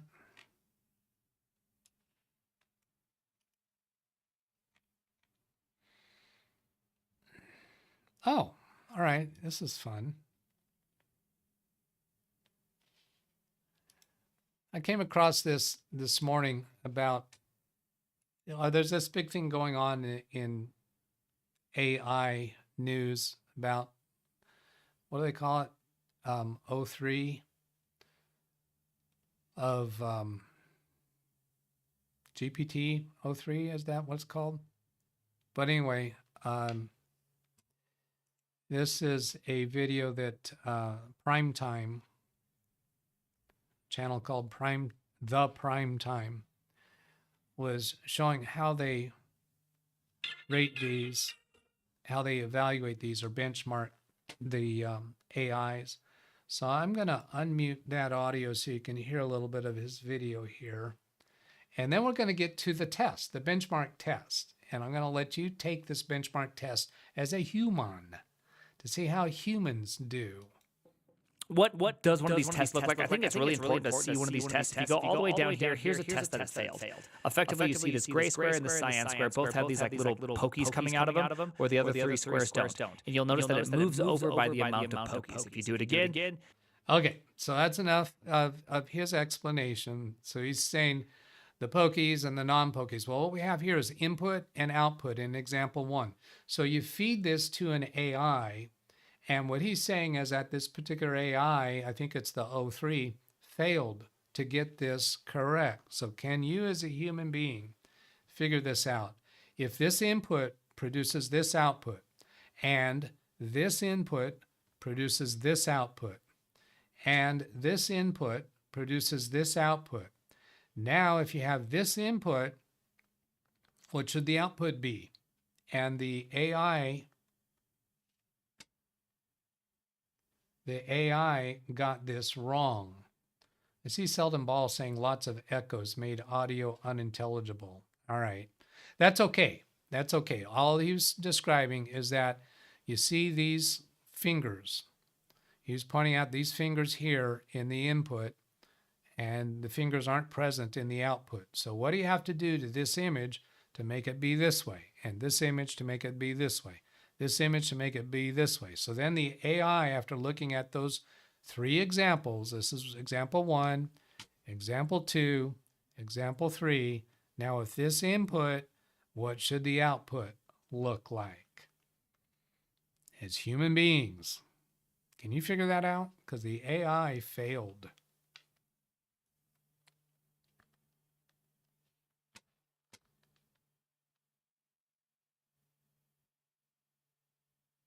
Yeah, I see the part about the echoes. So apparently I should not have turned the browser on. I'm going to try that again.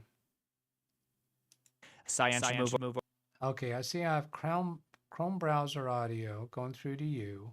Oh, and monitor audio. I had turned on monitor audio earlier. So here I can go back and play that for you again the way it should have been. Get it back to the 107 so link.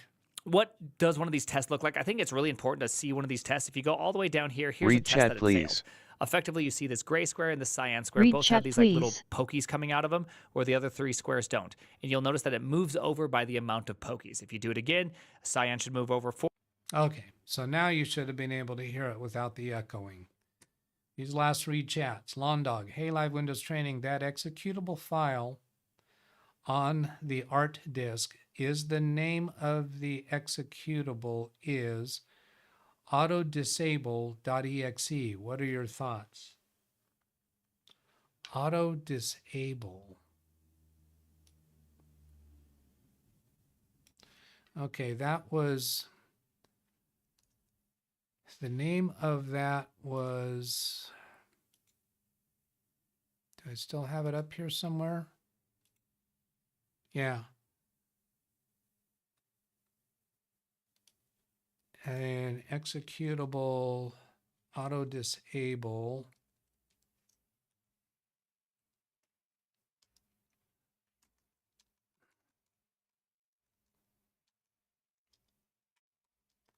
What does that do?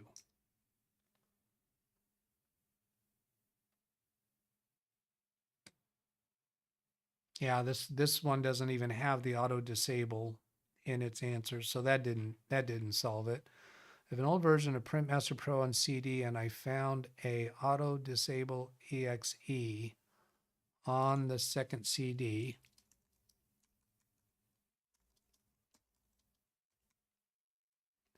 What does that do? Take all of that. Did you mean I have an old version of PrintMaster and I found auto disable on the second CD? Yeah, that's what I meant. So I'm going to click on this. Somehow it thinks I'll get a better answer, but this response does not have the words auto disable in it.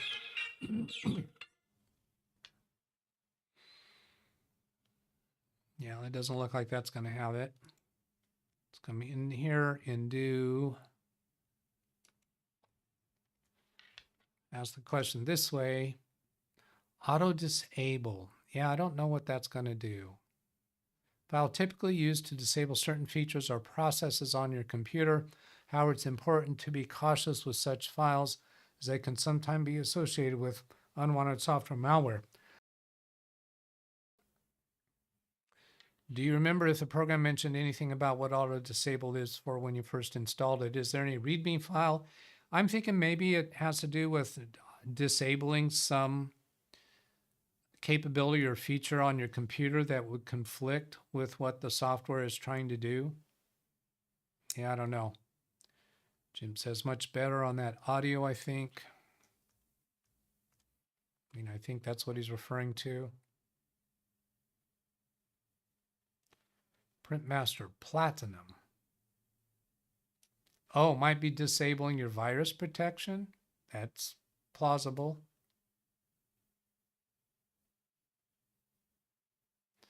Yeah, no, it was, by playing the audio on that, it really did kind of give too much of a clue as to what that test was for. And just to, in case somebody didn't get it, got to go to the right place.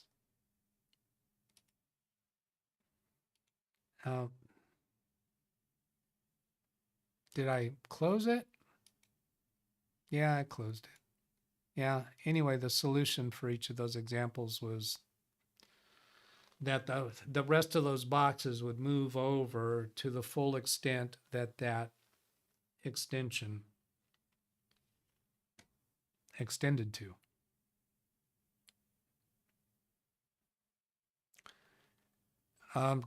Call art a disk, and the executable on the disk is labeled as auto disable. Now this is from a very old program that came with original PrintMaster set of disks. Call it XP Windows Day.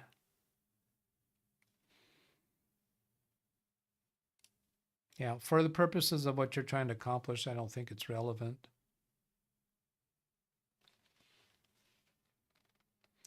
WinDBG. I should be able to pull up what that is to validate, verify if that's what I was looking at. Yeah, this was it. Download WinDBG and then access the dump file. And then you run, there's some link to click on where it would tell you, give you a suggestion what it thinks was causing the problem. That'll probably be another, maybe I'll do that as a standalone video someday or during a weekday show. Read chat, please. Martin Hogg. Is he referring to? If you're asking me to read somebody else's, you should give me a guidance to what you're trying to get me to. You're trying to get me to your own comment? Otherwise, I don't know. Yeah, it had to be. Are there any other memory test programs other than Mem? Oh, yes. Okay, if that's what you're referring to. Yeah, certainly there are. I don't need to. If it fails mem test, it's not right. I don't need to get a second opinion on that. If that's what you're wanting to guide me to. If it fails mem test 86, that's enough.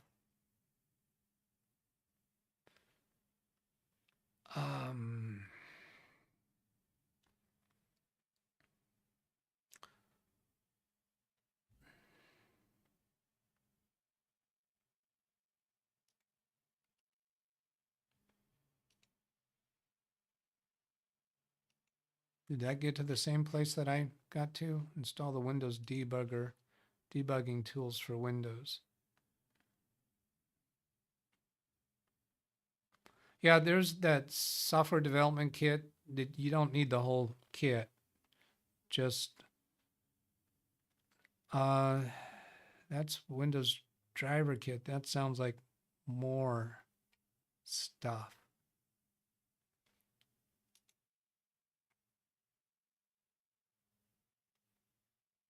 Oh, maybe that's the whole kit. And he's saying that I don't need that whole kit. Yeah. All right. I know that I don't have a full grasp of that. I'm not needing it right now.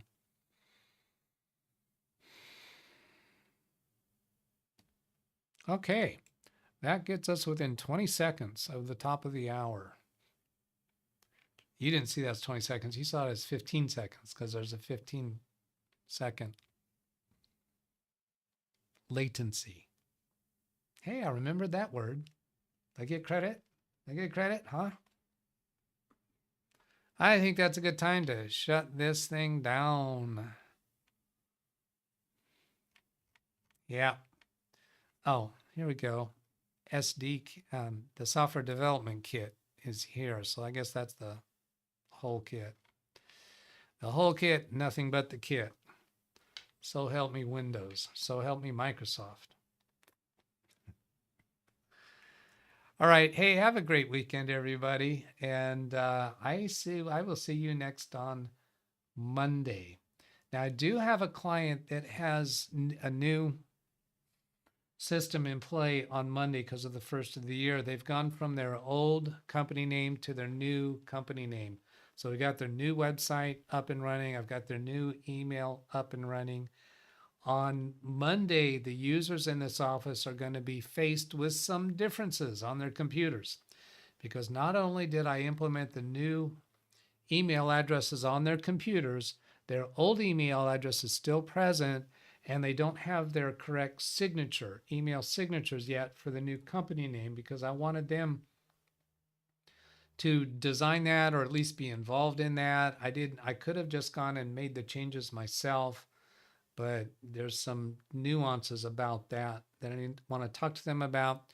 Another thing that there's going to be new to them is that I have OneDrive active on all these computers because now switching to the new company name mean we created a Microsoft 365 account for the new company name. Many of their computers had Microsoft Office 2010. So I uninstalled that, installed the new Microsoft 365. So their documents are going to work differently. They're accustomed to opening a previous version of a particular type of document, making the changes for the new client, and then do file save as to save it under the new name. That's not going to work for them anymore because what's going to happen is when they open up a document for a previous client and start making their changes, because OneDrive is active, it's going to be automatically saving their changes to the old client's folder. So I need to train them. So when you open a document from from a prior client, you need to go file save as before you make any changes and put in the new client's folder and file name and save it before you make changes. After you've saved it, then start making your changes. The way OneDrive interacts with Microsoft Word, assuming you're using the default configuration, is it's automatically saving your work as you go, which I like that very, very much because it prevents the service call that says, oh no, the power went out and I've made a ton of changes to this file and I haven't saved it yet. Well, in that environment, we may be able to recover from the auto backup file that Microsoft Word does. But with OneDrive involved, it's just boom, automatic.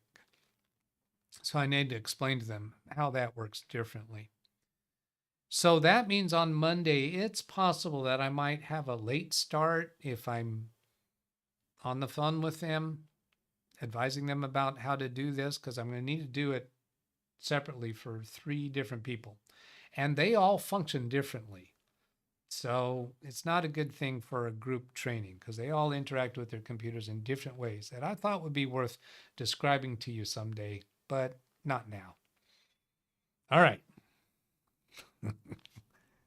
Toodles.